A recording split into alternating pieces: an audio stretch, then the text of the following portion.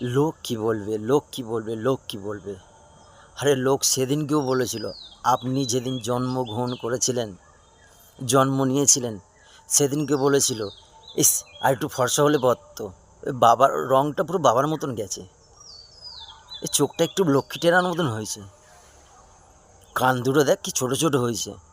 এরকম আপনি অনেক অনেক কথা শুনেছেন। জীবনটা আপনাকে ভগবান দিয়েছে, আপনি উপভোগ করুন আপনার মতন। এই জীবনটা শুধুমাত্র আপনার আর ভগবানের। এই জীবনটা আপনি কীভাবে উপভোগ করবেন সেটা আপনার ব্যাপার। হ্যাঁ, এই জীবনটা আপনি কীভাবে উপভোগ করেন সেটা আপনার ব্যাপার। লোকের তাতে কি যায় আসে এটা তো বুঝতে পারি না। লোকের কি যায় আসে, আপনি কি খাচ্ছেন, কি পড়ছেন, না খাচ্ছেন, তাতে লোকের কি।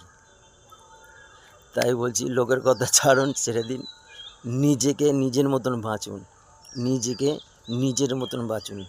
লোক অনেক কিছু বলবে, লোক অনেক কিছু বলবে।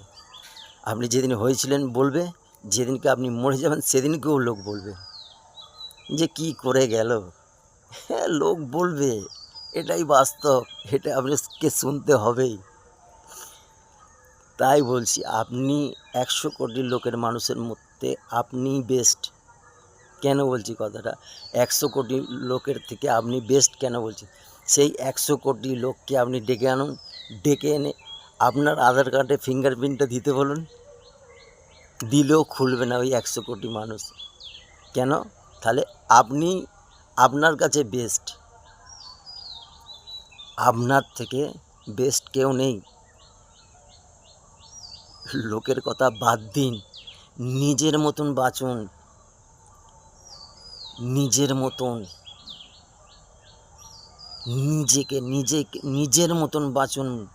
লোকের কথায় কান দিলে একদিনও আপনি বাঁচতে পারবেন না,